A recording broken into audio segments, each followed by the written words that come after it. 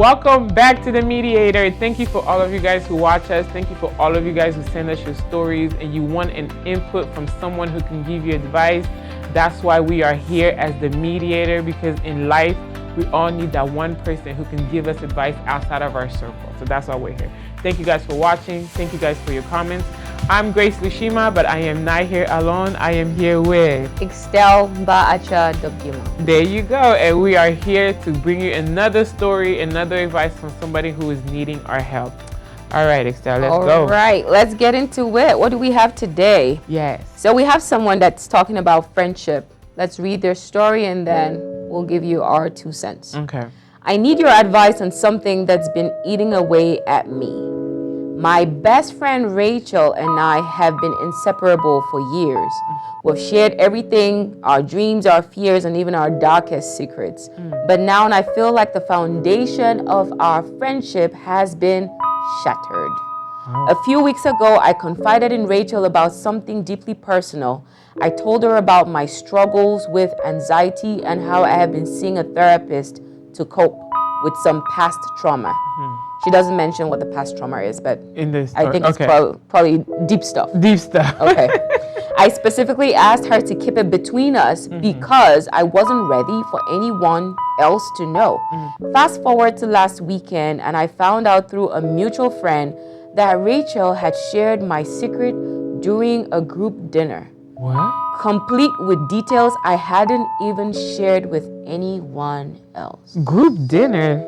Yeah. That means that everybody. Yeah. Not even one person. Yeah. Ooh, Rachel. And she okay. with details. With details. Yeah. Okay, Rachel. Apparently she was just trying to explain why I've been distant lately. When I confronted her, she apologized profusely, but her excuse was that she felt others should understand me better.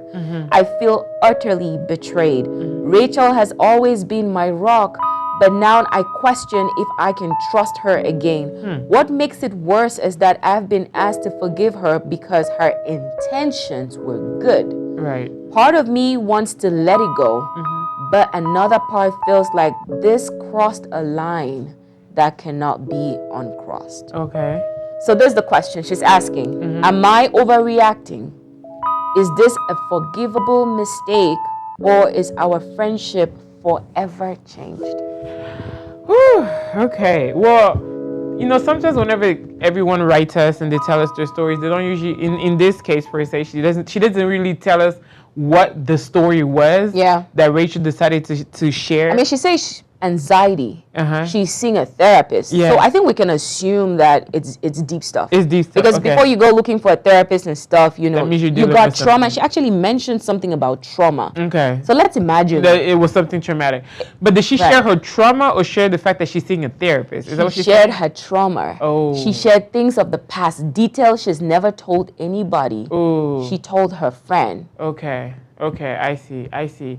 And then, so there's the part where she says that she feels as if Rachel was trying to explain to people so people can understand her better. So Rachel's excuse is, I want people to be able to understand you a little more. Yes. I want people to know why you're not present in their lives because this is what you're dealing with, and that's the reason why I told in the group dinner these details that you confided in me about.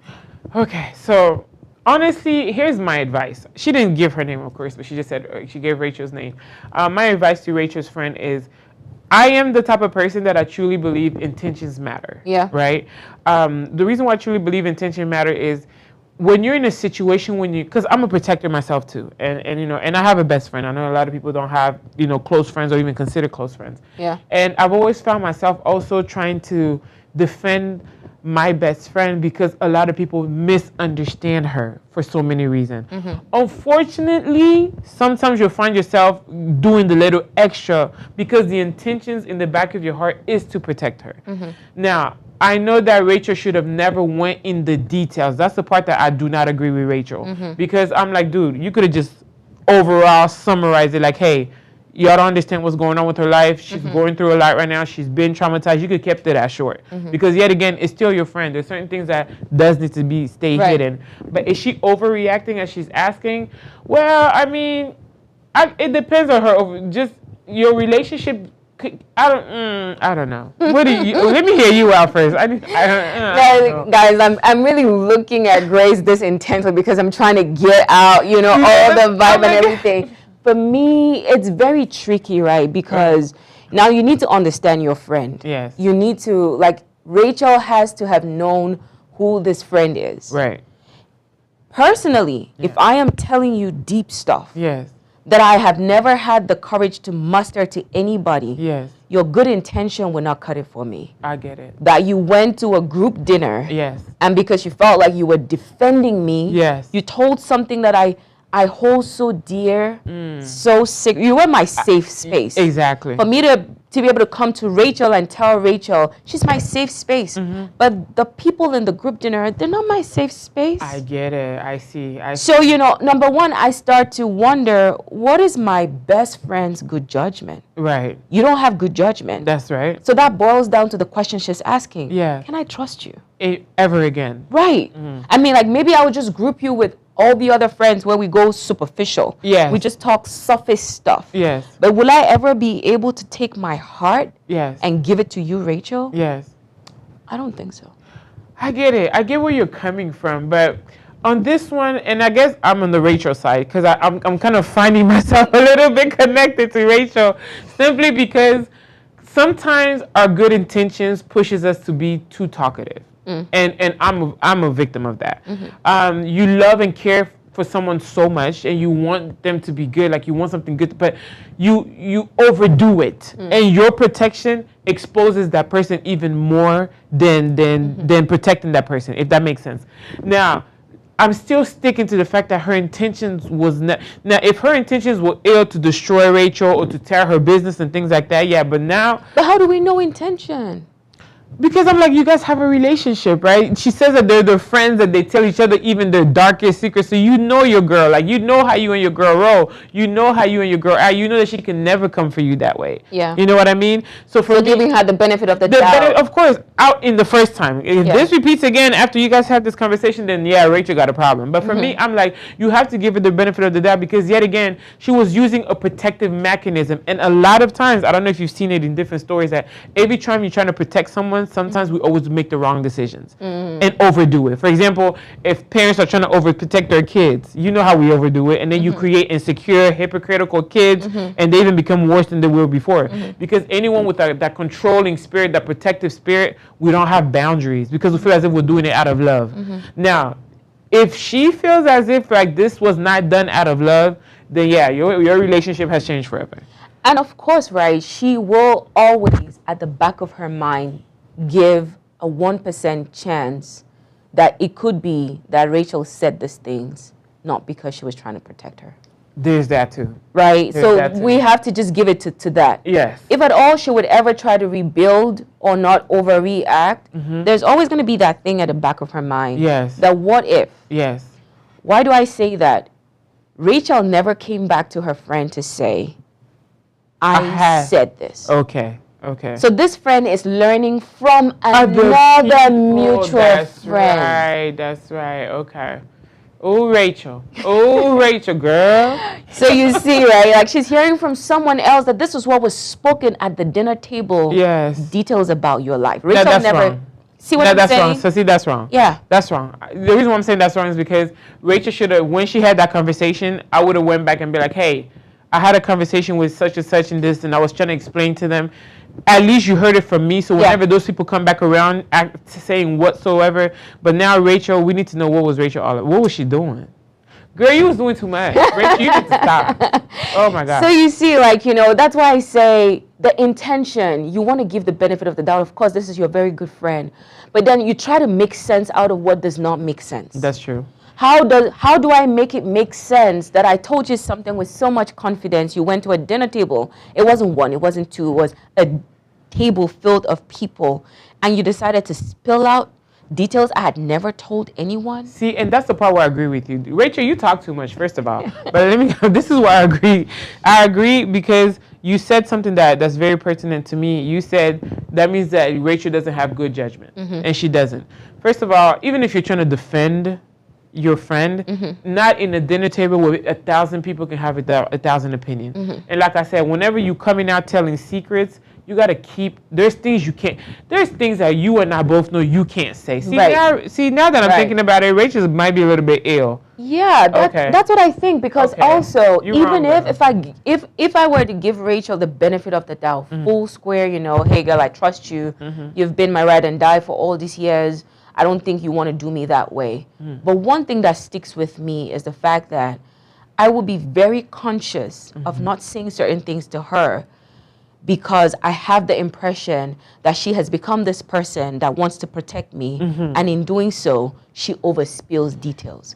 So no matter how we look at this thing, the dynamic of that friendship has forever changed. It is forever changed. That's true. That's true. So y'all need to be careful. I mean, for me, it's like, there's some secrets, and then this brings us to that one saying, and I'm kind of in between when it comes to this saying, because I'm not a fan of it, what they say, you shouldn't tell your secrets, because one best friend has another best friend that has another best friend, so there's no such thing as a secret. A secret is only a secret when you keep it to yourself.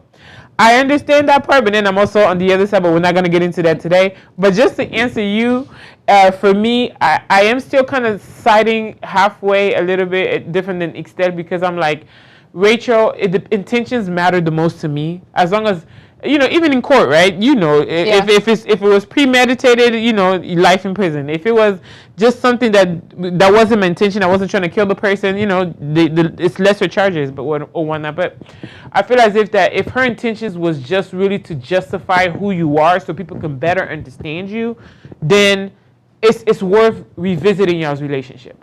But if Rachel was doing the most, Rachel, because now we got your name, so we can talk right at you. You're doing the most. You don't tell everybody's business like that. There's some things you need to keep to yourself. And yes, you got judgment issues, just like Estelle said. So to the friend, this is what I'll say, right? If something does not make sense, it truly does not make sense. Most of the time, we will shift our gut feeling aside because we want to be back with the comfortable. You need to really sit down and ask yourself many things. You just said, I'm a lawyer, right?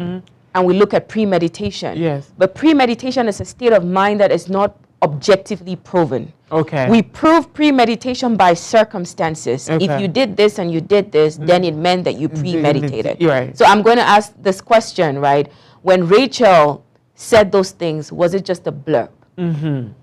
Or was it a full? I'm going to fully recount the trauma, the pain, the therapy session to be able to justify why my friend is unavailable. I see. So based on those circumstances, I'll be able to tell, was this just her a slip of a tongue with other people and she said something, I shouldn't hold that against her? Or was this her spitting out juicy facts of my life because I had given it to her? I see. Thirdly, I'll say this to you. Your relationship may not be forever changed. It just depends on whether or not you're willing to give her another chance. Yes. But there's a risk. Yes. There's a risk. There's a risk. It's up to you now to weigh, right? How are you going to balance this? If this mutual friend never ever told you what was said at the dinner table, she would have never known. So you would have oh wow. See, she would have never known. That's so true. That is so true. You see what I'm saying? That is so you're going to balance the risk here. Like if you continue to spill out details about your life, hope and pray that someone else will be able to tell you if Rachel is talking or not. Or not. And is this the first time? Because this is a time where it came back to you. But what if all those times, because I'm a true believer of repeat offenders, you know what I mean? When you do something, that means that you're used to doing it. Yeah. And for me, I'm like, you know, just like Ixtel said, if this is not the first time she's done it, that means that there's probably times that she's done it, you just don't know about it.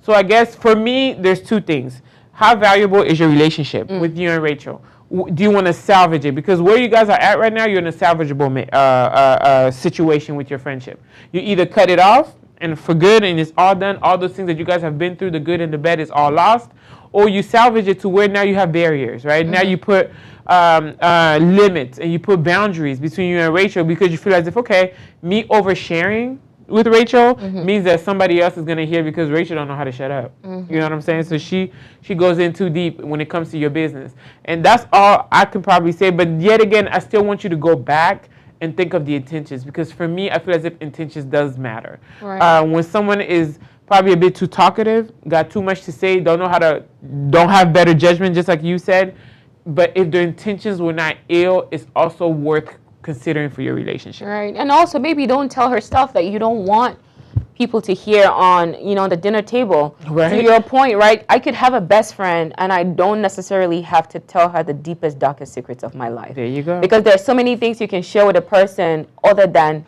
deep, dark secrets. And then last point, talk to Rachel, right? I feel like we cannot solve this problem without you having an honest, open, free conversation with her, like lay it all out, that you're hurt, you never expected that she was going to do those things, and then just watch. Yeah. Because I think time would be the best teacher in this case to really tell the friend Rachel's intention. How does if she apologizes, how is her apology? Is it sincere? Is it true? And then what amends does she make towards reconciliation? Trust is very sensitive. The trust is broken. We cannot overlook that. Absolutely. But it can be rebuilt. And it can only be rebuilt if there is true remorse from Rachel. Absolutely. And of course, intentional actions to repair the trust. Yes. Now, as we're wrapping up, because I want to get into, but I do have a question for you. Is there still women that can maintain relationships? Are there still women that can sit down and talk without having what do you call it, holding back? There's a word in French I can't think of in English, but like without hating each other and not speaking to each other? Are there still women that do that? Yeah. Is there still women that practice great relationship that we can fight and argue about with sisters we love? Because I don't know if there's still women that do that. Yeah, there are. Okay. I think it boils down to, and this is a video for another day, because we need to talk about the kind of women that are in your circle, right? Because when we're younger, we flocked around with just anybody. Right. You took into your inner circle people whom you just found yourself in the same circumstance of life. That's right. But that does not guarantee that just because you guys are going through the same things, you guys are going to be great friends. Right.